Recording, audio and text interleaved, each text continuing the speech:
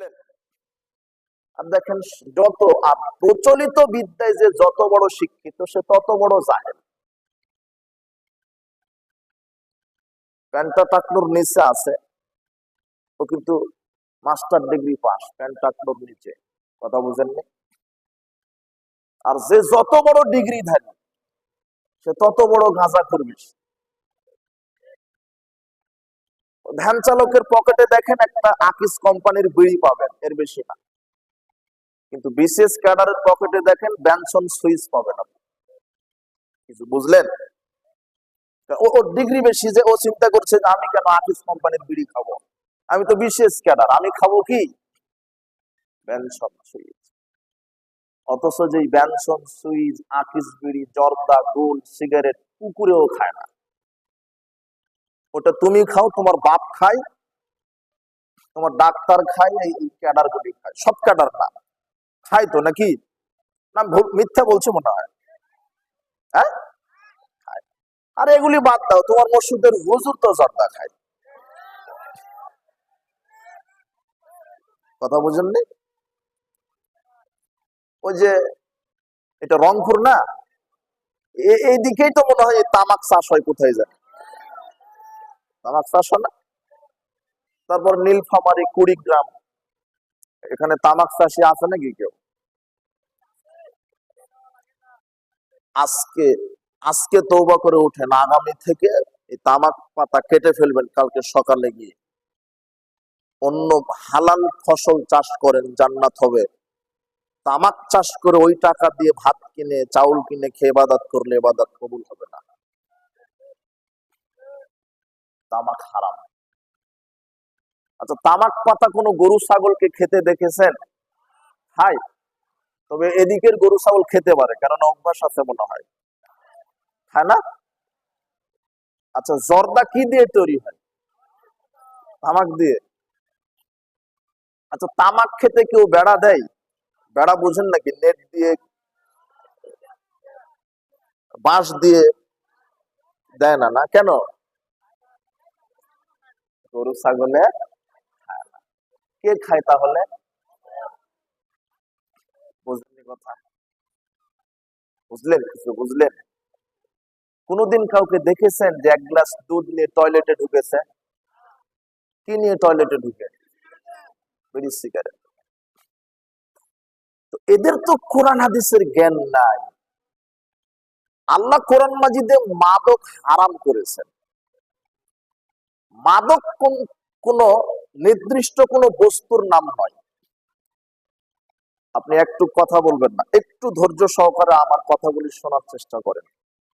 আপনাকে কিছু বিদ্যা সম্পর্কে কথা বলে আমরা বক্তব্য শেষ করব ইনশাআল্লাহ। আল্লাহ সুবহানাহু ওয়া তাআলা বলছেন, ইয়া আইয়ুহাল্লাযীনা আমানু ইন্নামাল খামরু, হে বিশ্বাসীগণ আমি খামর, মাদক হারাম করলাম। মাদক, মদ হারাম। রাসূল সাল্লাল্লাহু আলাইহি ওয়াসাল্লাম বলছেন, কুল্লু মুসকিরিন খামরুন, প্রত্যেক যেই দ্রব্যের নেশা আছে সেটা হলো মদ। কুল্লু খামরিন হারাম, আর প্রত্যেক মদ হচ্ছে হারাম। কোরআন হাদিসে কোনো মদের নাম লেখা নাই। আপনি ইয়াবা, ফেন্সিডিল, এই যে বিয়ার, প্যাথেডিন, হিরোইন, এগুলি মদ বলছেন না? কোরআন হাদিসে এগুলির নাম নাই। শুধু আল্লাহ বলছেন মদ হারাম। রাসূল সাল্লাল্লাহু আলাইহি ওয়াসাল্লাম বলছেন মদ কি জিনিস? যেটা খেলে নেশা হয়। কি হয়? নেশা হয়, মানুষ পাগলা হয়ে যায়, ওটাই হলো মদ। তো এখন হয়তো আপনি বলতে পারেন যে আমি তো জর্দা খাই, কই আমি তো পাগল হই না। আমি সিগারেট খাই, কই আমি তো পাগল হই না।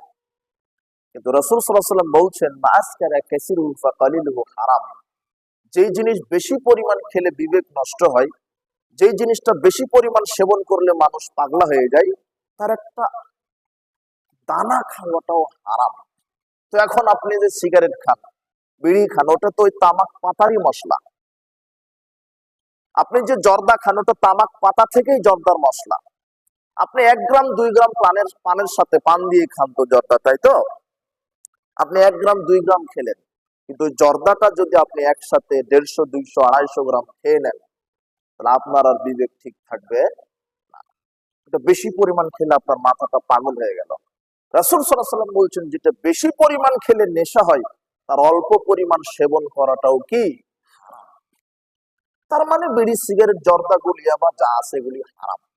আর একটা স্বাভাবিক মানুষের রুচি থাকা দরকার, আমি যে খাদ্যটা খাই এটা কি রুচি আমার আছে, যেটা গরু ছাগলে খায় না, কুকুর সিগালে খায় না, যেটা তারা মুখে দেয় না সেটা আমি মুখে দেই।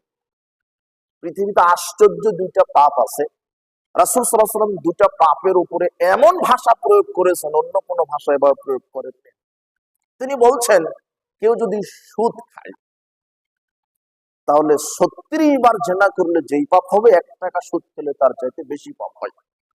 এইদিকে সুদ নেয় না আপনার রংপুরের দিকে, এই ব্যাংক যত ব্যাংকগুলি আছে এগুলি সুদী ব্যাংক না, জাকাত ভিত্তিক ব্যাংক, তাই না? সুদী ব্যাংক। ১ টাকা সুদের সাথে যদি কেউ জড়িত থাকে, শুনেন, সুদী ব্যাংকে যদি আপনি মনে করেন যে আমি একটা ফ্যান কিনে দিব সুদী ব্যাংকে, ওই ব্যাংকের দোতলা একটা ফ্যান কিনে দিব, তো ওই ফ্যান কিনে দেওয়াটা হারাম। কথা কি বুঝলেন? সুদী ব্যাংকে যারা চাকরি করে তাদেরকে আপনি ঘর ভাড়া দিবেন, ওই ঘর ভাড়ার টাকা খাওয়া আপনার জন্য হারাম। কথা কি বুঝলেন? বুঝেননি কথা। সুদী ব্যাংকে যারা চাকরি করে না এদেরকে ঘর ভাড়া দেওয়াও কি হারাম। আর সুদী ব্যাংকে চাকরি করাটাও হারাম। সুদী ব্যাংকে চাকরি করার চাইতে, কথা বুঝেছেন, সুদ হারাম। সুদ যদি ১ টাকা কেউ খায় তাহলে ৩৬ বার জেনা করলে যেই পাপ ১ টাকা সুদ খেলে তার চাইতে বেশি পাপ। এইবারে রাসূল বলছেন মান শারিবাল খামরা, যে ব্যক্তি মদ পান করলো, ওয়াকালা উম্মিহি ওয়া খালাতি ওয়া আম্মাতিহি, সে তার মা, খালা, ফুপুর সাথে জেনা করলো। সুদ খাওয়ার চাইতে মদ পান করা বেশি পাপ। সুদ খেলে শুধু মায়ের সাথে জেনার মতো পাপ হয়। আর মাদক মুখে দিলে ৩টা নারীর সাথে জেনা হয়। কয়টা? কি কি বলেন তো? মা, খালা, ফুপু। আজকে তওবা করবেন যুবক, তুমি বিড়ি সিগারেট আজকে তওবা করো।